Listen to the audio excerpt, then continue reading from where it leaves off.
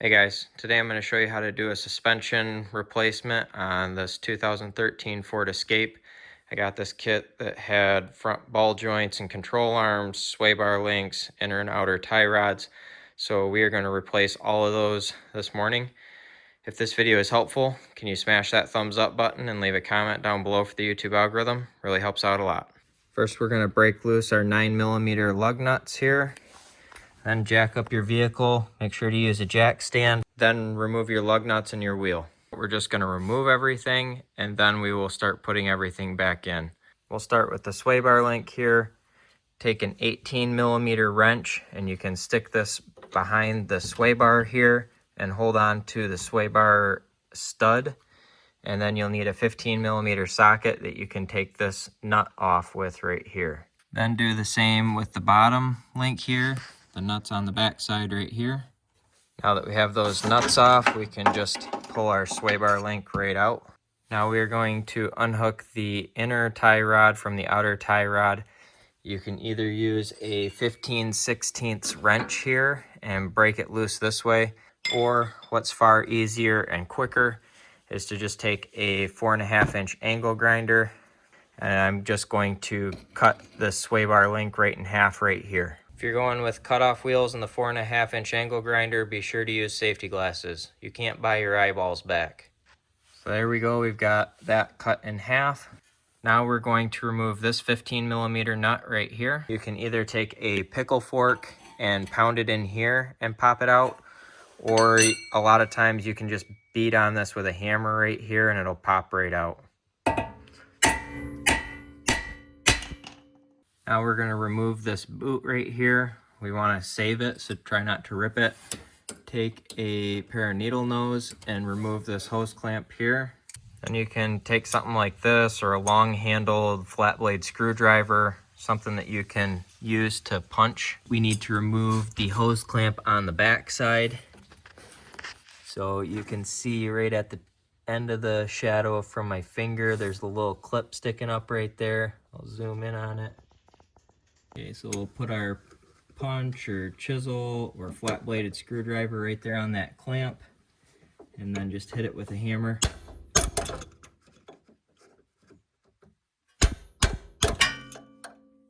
We're going to reuse this boot, so twist the rod until you hear this kind of pop loose and twist off from the thing back there.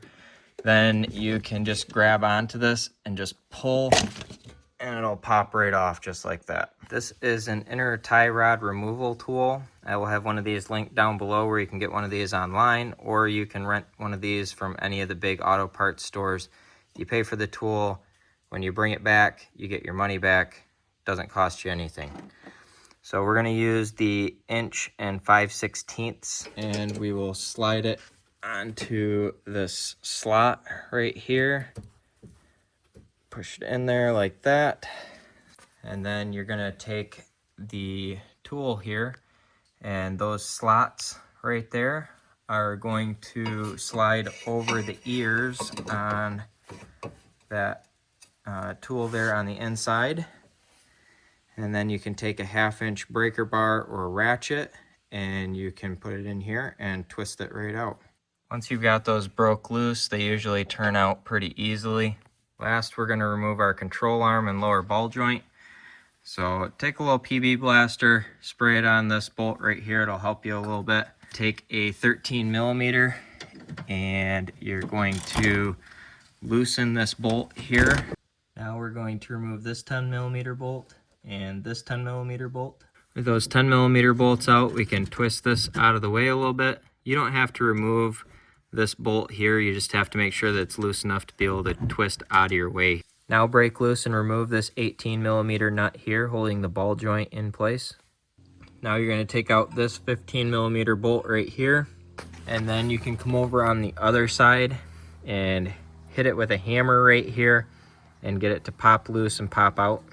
Now we need to remove these 18mm bolts right here.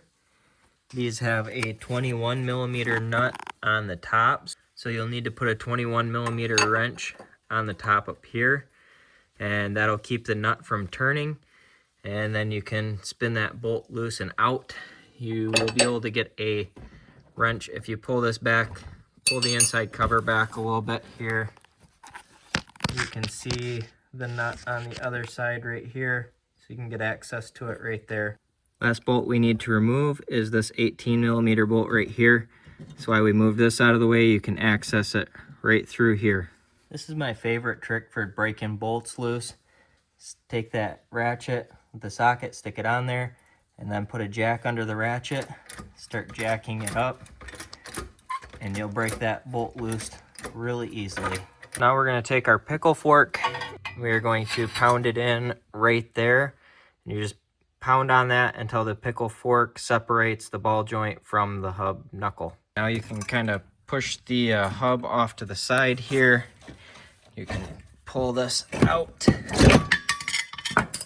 I bought this kit online that had the control arm with the ball joint, sway bar links, inner and outer tie rods.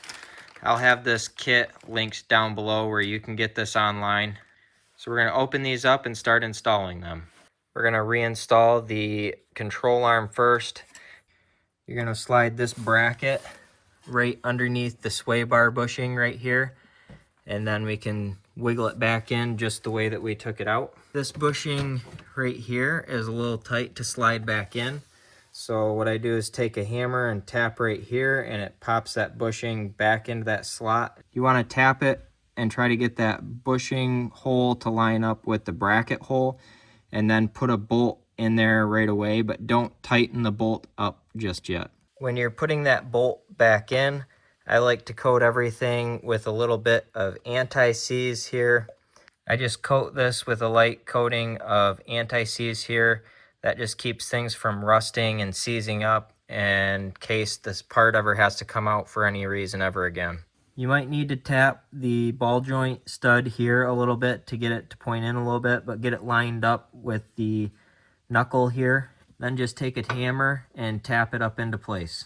Now you screw in your inner tie rod here, torque it back down with your inner tie rod tool here. Same way that you took it out, you just put the new one in, torque it down. I'm going to reuse my old boot. They just send you a generic boot and the fit on it is not very good. Their clamps are also not very good. I prefer a zip tie. I feel like it gets it tighter. Now we're going to use a 7mm socket to put in this grease zerk right here. You can rip this right out, so just lightly torque this down. Reinstall the nut onto your inner tie rod here. Make sure you put this hose clamp on here. You don't need to put this on here until after we get the tie rod all positioned. Now we're going to screw our tie rod end back on here. We're going to screw it on roughly the same distance the old one was on. A big thing here is after you're done with this, you're going to need to get a front end alignment. You've replaced so many parts up here, you're going to need a front end alignment, or you are probably going to ruin your tires. You will have uneven wear all over the place. So keep that in mind. That needs to happen. Now install the stud here on your outer tie rod end and start installing the nut on here. You don't need to torque this down crazy and strip it out, but once you've got it torqued down, take this pin here, stick it through the hole, and then you just bend this like that. That keeps the nut from backing off. Reinstall your clamp. Last, we've got our sway bar link to install here.